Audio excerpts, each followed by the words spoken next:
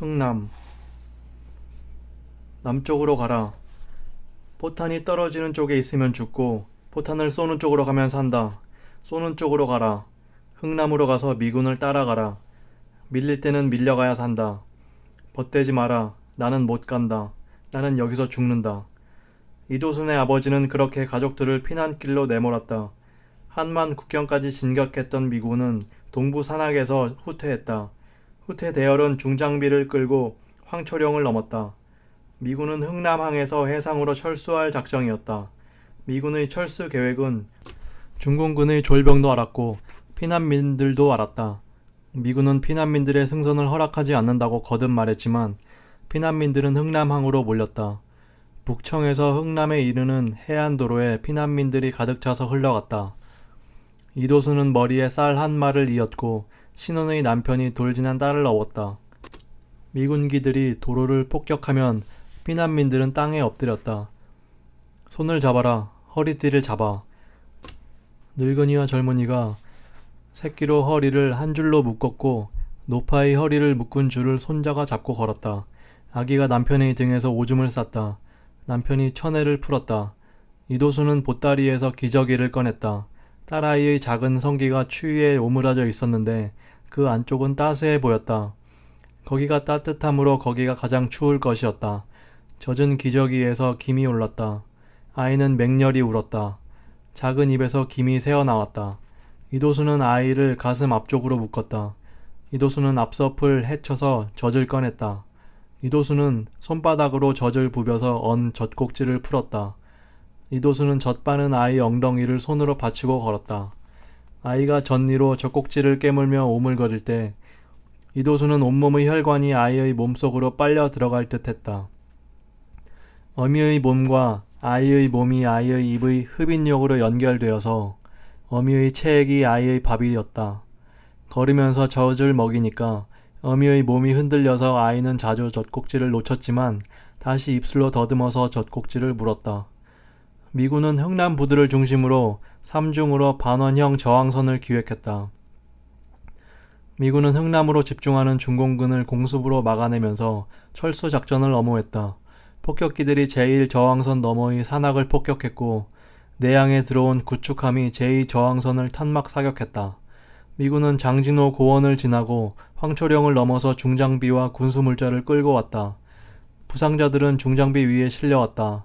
일주일 동안 폭격이 계속되었고 피난민들은 눈 위에서 노숙했다. 미군은 피난민을 승선시키지 않기로 했으며 미군이 떠난 뒤에 중공군이 들이닥치면 미군을 따라 나섰던 피난민들을 바다에 쓸어 넣을 것이라는 소문이 돌았다. 소문은 아침과 저녁이 달랐다.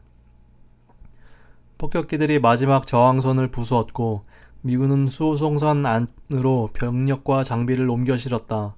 피난민들은 뒤엉키며 부두 쪽으로 몰렸다. 미군이 수송선에 피난민을 태우기로 했다는 소문은 발표도 없이 퍼져나갔다. 수송선들이 모래 위로 선수를 들이밀고 철문을 열었다. 손을 잡아라. 허리띠를 붙들어. 무장 헌병들이 뒤엉킨 군중들을 곤봉으로 후려 갈겼다. 이도수는 반쯤 쓰러진 자세로 배 안으로 떠밀렸다. 이도수는 남편의 손을 잡지 못했다. 아이는 남편이 업고 있었다. 수송선이 철문을 들어 올리고 시동을 걸었다. 철문에 낀 사내 3명이 헌병의 곤봉을 맞고 물 위로 떨어졌다. 수송선이 후진으로 선착장을 떠났다. 부두에서 배에 타지 못한 사람들이 끌어안고 울부짖었다. 아이고 아이고. 십자가를 맨 사내가 통곡하는 군중 사이를 헤집고 다니며 소리쳤다. 회개하라. 종말이 가까웠다. 수송선이 외향 쪽으로 선수를 돌렸다. 부두에 남은 기독교인들이 멀어져가는 배를 향해 노래 불렀다. 주님 인도하시니 우리 두려움 없네. 영원 영원 영원하신 품에 안기세.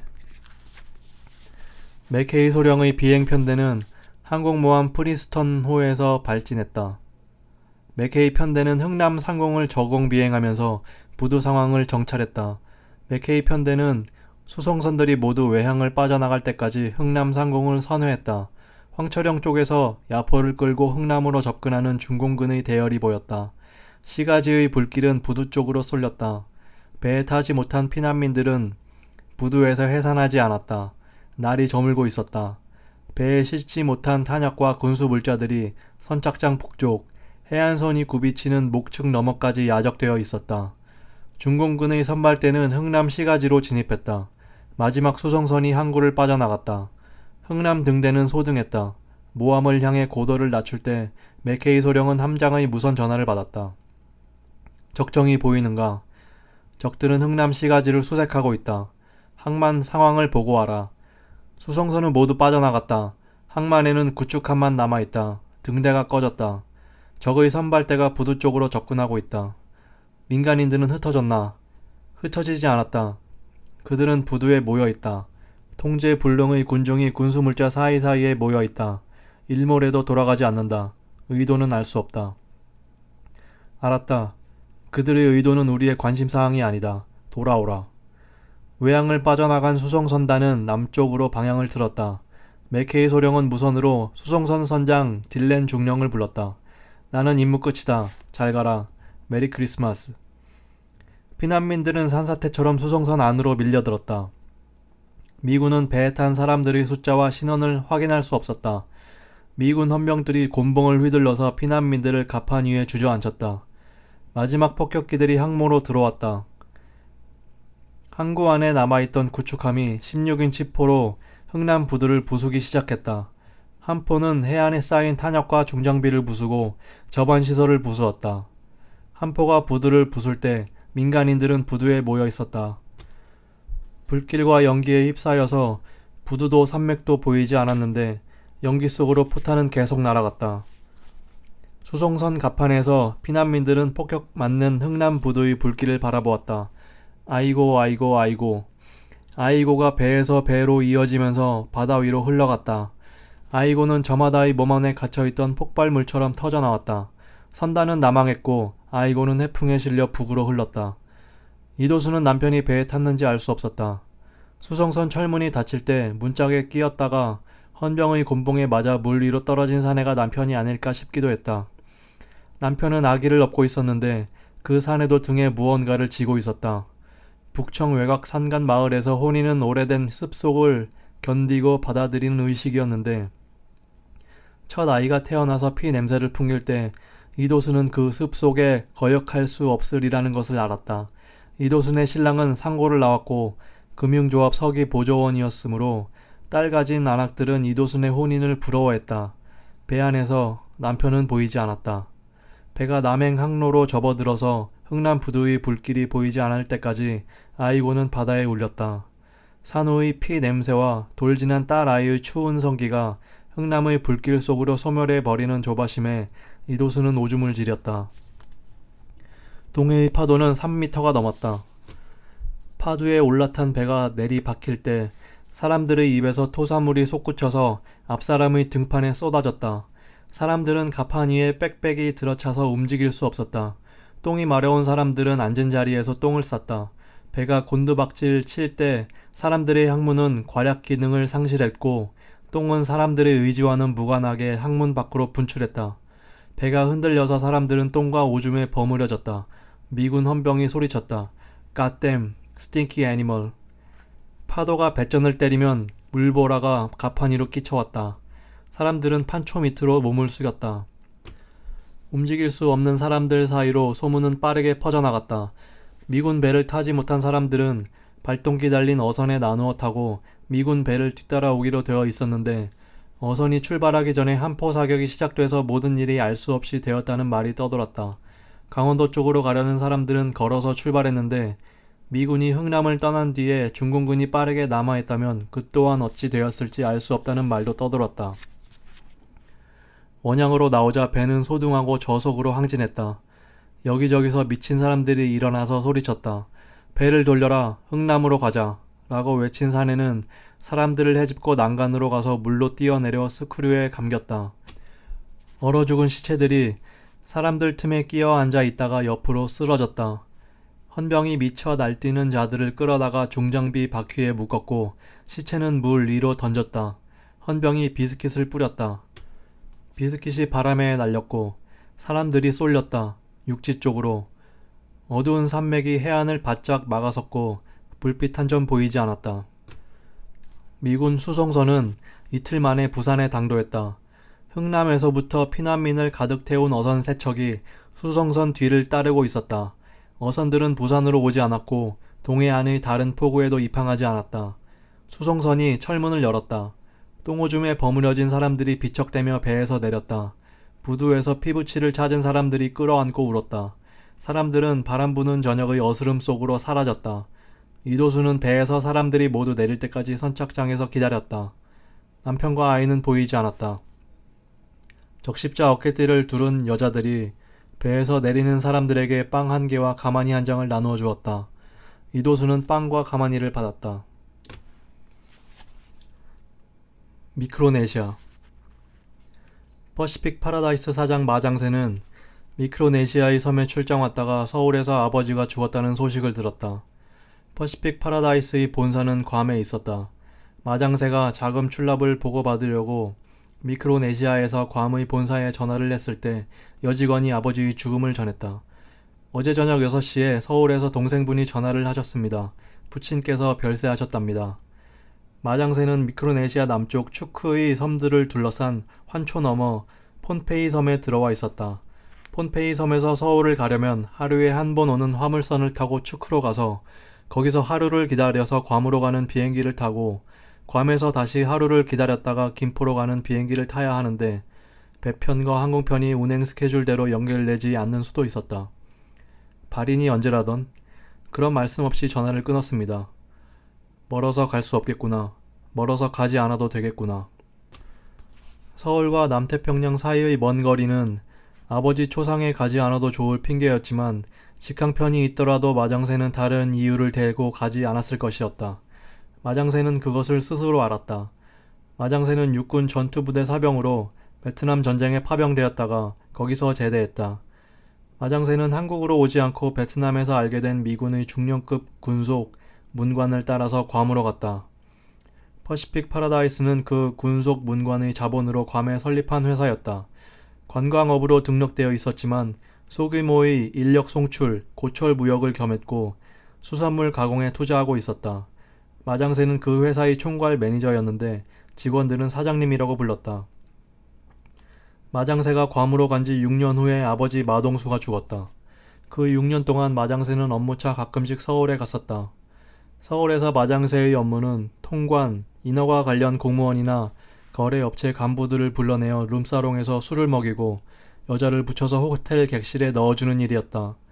서울에서 시간이 나면 베트남에서 함께 제대한 군 동기생들을 만나서 술을 마셨고 국립묘지의 베트남 전쟁 전사자 묘역에 함께 간 적도 있었다. 마장세는 서울에 왔을 때 호텔에서 묵었고 한 번도 집에 들르지 않았다. 아버지가 암에 걸렸다는 소식은 괌으로 걸려온 어머니의 전화를 받고 알았다. 아버지가 죽었다는 연락을 받았을 때 마장세는 긴 한숨을 내쉬었다. 남태평양에 해가 저물고 바다에 노을이 깔렸다.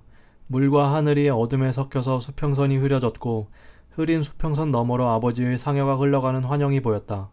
형, 한국에 안 올 거야? 아버지가 암 걸렸어. 한번 와봐야 할 거 아니야. 라고 마차세가 국제전화로 다그쳤을 때 마장세는 야, 난 한국이 무서워. 한국에 가면 아버지처럼 될 것 같아. 그래서 못 가는 거야. 이해해줘. 네가 힘들겠구나. 라고 대답했다. 3년 전 일이었다. 그때 마장세는 출장에서 돌아와 술을 마시고 있었다. 술김에 심한 말이 나갔구나 싶었는데 거짓말은 아닌 것 같았다. 아버지는 삶에 부딪혀서 비틀거리는 것인지 삶을 피하려고 저러는 것인지 마장세는 알 수 없었지만 부딪히거나 피하거나 다 마찬가지인 것 같았다. 아버지는 늘 피를 흘리는 듯 했지만 그 피 흘림에도 불구하고 아버지는 삶의 안쪽으로 진입하지 못하고 생활의 외곽을 겉돌고 있었다. 아버지의 죽음은 노새나 말, 낙타처럼 먼 길을 가는 짐승 한 마리가 세상의 가장자리에서 얼씬거리다가 그 너머로 사라져서 보이지 않게 된 것처럼 느껴졌다.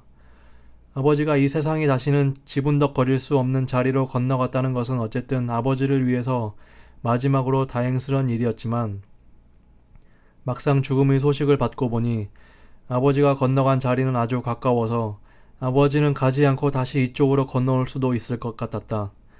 아버지가 땅 위에 발을 붙이지 못하고 겉돌고 헤매이게 되는 생애의 고통은 아버지의 죽음과 함께 소멸할 것이고 그 고통이 아무리 크고 깊다 한들 이 세상에 흔적을 남기지 못할 것이므로 아버지의 죽음은 살아있는 사람이 휴하고 긴 한숨을 한번 내쉼으로써 정리할 수 있을 만큼 가벼운 것이기도 했지만 그 한숨 한번 내쉬기까지가 어째서 그토록 힘든 일이었을까를 마장새는 생각했는데 생각이 되어지지가 않았다. 마장새는 폼페이 읍내 우체국에 가서 국제전화로 서울을 신청했다. 30분 만에 전화가 연결되었다. 태평양 건너편에서 동생의 목소리가 징징거렸다. 형, 못 와? 미안하다. 내가 너무 멀리 있어서. 임종은 네가 잘 모셨니? 아니, 난 나가 있었어. 나가서 여자 만나고 와보니까 돌아가셨더라고. 그래도 네가 효자다. 네가 장남해라. 네가 힘들겠구나. 네가 힘들겠어. 마장새는 서둘러 전화를 끊었다. 마장새는 다시 괌 본사의 격리 직원을 불러서 서울의 마차세에게 $500를 송금하라고 지시했다. 마장새는 또 서울의 거래처와 룸살롱 주인, 유관 공무원들에게 부고해서 장남이 초상에 가지 못하는 사유를 설명하고 부의금이 마차세에게 전달되도록 하라고 지시했다. 마장새는 폼페이 섬에서 남은 출장 일정을 계속했다. 해가 떠오르면 남태평양의 빛은 일사각에 따라 연안에서 원양으로 전개되었다. 연두는 아침에 맹그로브 숲에서 깨어나 해가 숲 위로 오르면 군청색으로 바뀌어 원양으로 나아갔다. 빛이 닿는 자리마다 색이 열려서 꽃들은 원색으로 피어났고 군청색이 닿는 수평선 너머에서 빛은 하얗게 들끓었다. 바람이 먼 대륙으로 건너간 날에 열대의 바다는 고요해서 새들의 울음소리가 먼 섬에 닿았고 등대의 풍향계는 수평선 쪽으로 고정되었다. 해가 수직으로 서는 한낮에 빛은 물, 뭇, 산호, 수풀에 닿았고 빛이 흔들리는 자리마다 색들은 부서졌다. 물고기들이 산호 언덕을 돌아 나올 때 지느러미에서 빛의 무늬가 어른거렸고 물고기 몸통에서 색들이 태어나서 퍼덕거렸다. 물고기 아가미가 벌렁거릴 때 분홍색 빗살에 햇빛이 닿았다. 달빛이 물에 풀어지는 밤에 산호가지 사이에 머무는 물고기들은 뽀얗게 부풀어 보였는데 그것들의 잠은 가벼워서 작은 물결에도 놀라서 흩어졌다. 섬의 전설에 원주민들의 아득한 선조들은 지구를 한 바퀴 돌아오는 철새들에게 항해술을 배웠다고 한다. 가을이 깊어지면 선조들은 바닷가에 모닥불을 피우고 고리를 잡아서 간을 꺼내 치성을 들이며 철새가 돌아오기를 빌었다. 섬의 통나무 배들은 선수를 모두 새 대가리 모양으로 깎았고 돛폭에 빛금진 골을 짜넣어 새 날개를 흉내냈다. 사내들의 시각, 후각, 청각은 모두 철새의 눈, 코, 귀를 닮아야 하고 사내들의 가슴은 새들의 앞가슴, 용골, 돌기를 닮아야 한다고 선조들은 가르침을 남겼다. 선조들의 항해는 새들의 비행과 다르지 않았다. 전사들은 쪽배를 타고 닷새를 서쪽으로 항해해서 먼 섬의 여자와 식량을 빼앗아 왔는데 그 항해술은 모두 철새에게서 배웠다. 바다를 건너갈 때 천사들은 별과 별 사이를 비행하는 자유와 신생하는 세계의 설렘을 노래했다. 그 노래는 섬의 창조자인 철새의 전설과 함께 구전되어 왔다. 전사들은 망망대해에서 뱃길을 잡아 나갈 때 새들이 새카맣게 모여서 맴돌며 우짖는 자리나 야자나무 새 그루가 서 있는 암초, 해뜨는 쪽에만 새똥이 쌓여있는 바위를 항해의 지표로 삼아서 열흘 너머의 물길을 다녀왔는데 이 전설 속의 항로 표지는 실제하는 것으로 해양 사학가들이 밝혀냈다. 이제 섬의 사내들은 먼 바다로 나아가지 않고 선조들의 항해는 돌이킬 수 없는 날들의 전설이었다. 사내들은 물가에 앉아서 원양을 건너오는 철새를 바라보고 있었다. 원양에는 수만 톤급 무역선과 원양 어선이 지나가고 있었다. 마장새는 도요타 지프로 섬의 해안을 답사했다. 현지인 직원 시누크가 지프를 운전했다. 시누크는 35살이었는데 노인처럼 보였다. 시누크의 어머니는 친우족 여자였다. 친우족은 2차 대전 말기에 이 섬을 점령했던 일본군의 해안포 진지공사에 동원되었다. 시누크의 어머니는 일본 육군 하사관의 씨를 받아서 시누크를 낳았다. 이틀 사이에 두 남자가 밀고 들어와서 시누크의 어머니는 정자의 주인이 와타나베인지 다니자키인지 분간하지 못했지만 둘 중에 하나였다. 미군이 섬을 탈환할 때 일본군은 반자이를 부르며 돌격하다가 전멸했고 와타나베도 다니자키도 그때 죽었다. 시누쿠는 마장세를 상전으로 모셨다. 시누쿠는 복종의 태도가 몸에 박혀 있었지만 비굴해 보이지는 않았다. 마장세의 출장 목적은 섬의 곳곳에 버려진 자동차 고철의 물량을 파악하고 운반 작업비의 견적 초안을 작성하는 일이었다. 퍼시픽 파라다이스는 창업 초기에 관광업으로 등록해놓고 별 3개짜리 호텔을 전세내서 매춘을 알선했다. 마장세는 남태평양의 여러 섬에서 모아온 원주민 여자들과 취업 비자로 데려온 한국인 여자들을 호텔에 감춰놓고 관광 온 사내들에게 붙여주었다.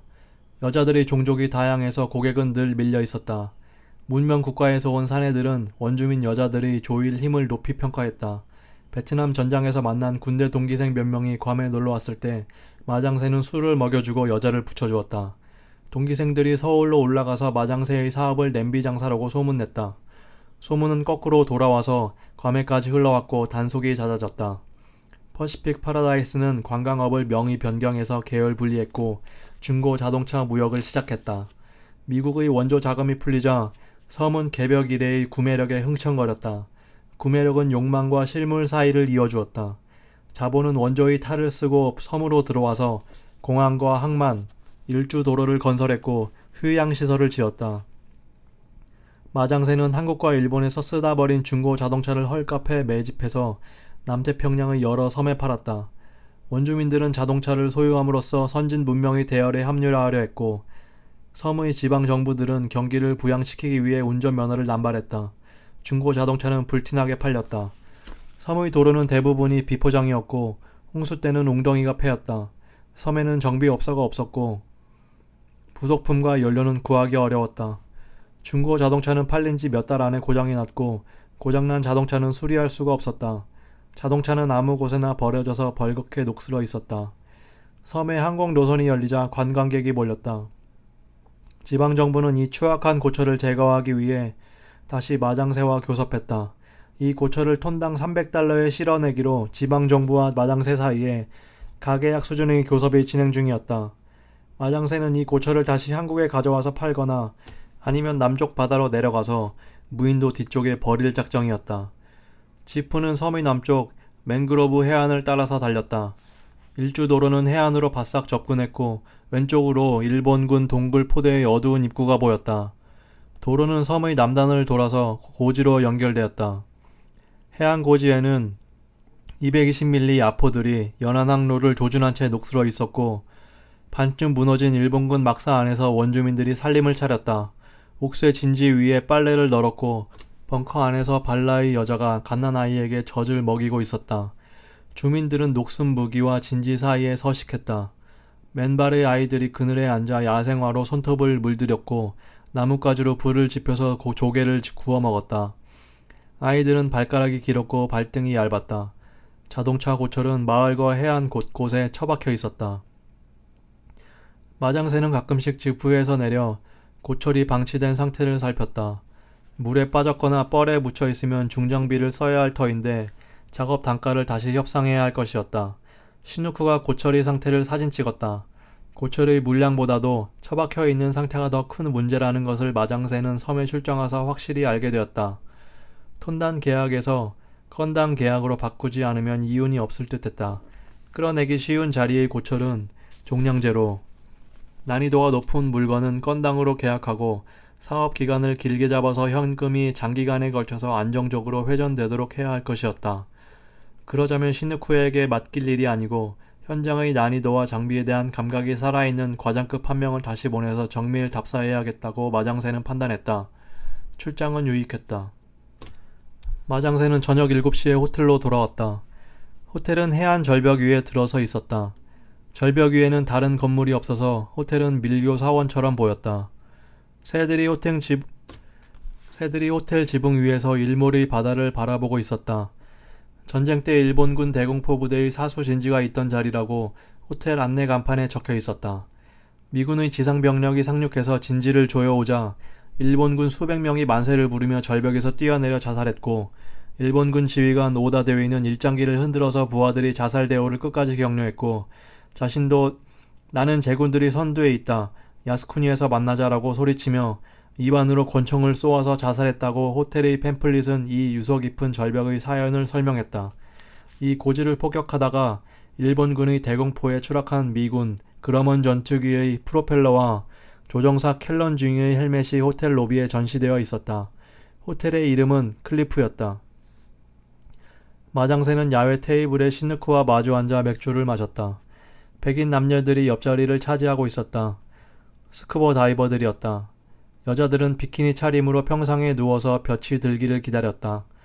바다 밑 산호초 숲속에 일본 해군 군함 100여 척과 미군 폭격기 수십 대가 가라앉아 있고 그 잔해 속에 열대의 진기한 물고기가 모여 있어서 호텔 주변의 물밑은 해저 관광의 명소로 꼽혔다. 물밑에서 조종사들은 백골이 되어서 조종석에 앉아 있는데 눈구멍으로 물고기가 드나든다고 스쿠버 다이버들이 전했다. 야자나무 한 그루가 박힌 바위가 가까운 바다에 떠 있었고 그 너머에서 수평선이 어둠에 풀어지고 있었다. 백인 남녀들이 끌어안고 입을 맞추더니 서둘러 객실로 올라갔다. 웨이터가 다금바리 구이를 가져왔다. 다금바리 등에 보랏빛 윤기가 흘렀다. 마장새는 나이프로 아가미를 벌렸다. 분홍색 빗살이 드러났고 빗살 사이의 깊이가 어두워 보였다. 고요한 아가미였다. 마장새는 더 이상 숨을 쉬지 않을 아버지의 호흡기를 생각했다. 서울과의 시차는 1시간이었다. 별들이 돋아나서 와글거렸다. 시누쿠는 말없이 생선을 먹었다. 시누쿠의 목은 길고 살갗이 늘어져서 늙은 닭 모가지처럼 보였다. 음식을 삼킬 때 목을대가 흔들려서 힘겨워 보였다. 별이 많구나 시누쿠. 시누쿠가 영어로 대답했다. 밤에는 바다의 물고기가 별이 되어서 하늘을 헤엄쳐 다닌다고 우리 할머니가 그랬다. 여기 하늘에는 별이 바다의 물고기보다 많다. 시누쿠가 섬의 지도를 펼쳐서 마장새 앞으로 내밀었다. 내일 일정을 말해달라. 일기예보에 비가 온다더라. 3일장이면 아버지는 내일 땅에 묻힐 것이었다. 내일 서울 날씨는 어떤가? 그건 모른다. 마장새는 지도를 옆으로 치웠다. 내일 비가 오면 하루 쉬자. 호텔방에서 술 마시자.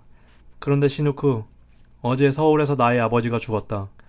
시누쿠는 선교자들에게 배운 대로 이마에서 가슴으로 십자가를 그렸다. 시누쿠가 말했다. 서울에 안 가나? 안 간다 멀어서. 전에는 가끔 갔었지 않나? 한국 초상은 사흘에 끝난다. 지금 가도 늦는다. 늦게라도 가면 어떤가? 글쎄다. 시누쿠가 어두운 바다로 시선을 돌린 채 말했다. 너희 아버지는 혼자서 죽었나? 그렇다. 내 동생이 외출했을 때 죽었다. 나의 아버지는 집단 자살로 죽었다. 미군이 섬에 쳐들어왔을 때 다들 자살 공격을 하다가 죽었다. 그 일본군 중의 한 명이 나의 아버지란다. 누군지는 모른다. 그 사람이 아버지일까? 그때 바다가 시체로 썩어서 10년 동안 물고기가 오지 않았다. 시누쿠가 다시 십자가를 그렸다. 풍매하는 씨앗 한 개가 바람에 불려다니다가 남태평양의 작은 섬에 떨어져서 시누쿠가 태어난 것이려니 하고 마장새는 생각했다. 그런데 나는 왜 이 2년 없는 섬의 원주민 사내와 내 아버지의 죽음을 이야기하고 있는 것일까? 내 아버지와 시누쿠의 아버지는 바닷물이 건너편 연안에 닿듯이 철새가 대륙을 건너 다니듯이 보이지 않는 인연의 사슬로 엮여져 있는 것인가?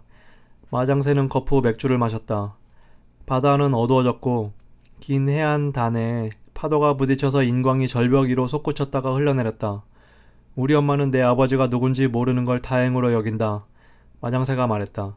아버지 얘기는 그만하자. 늦었다. 들어가서 자자.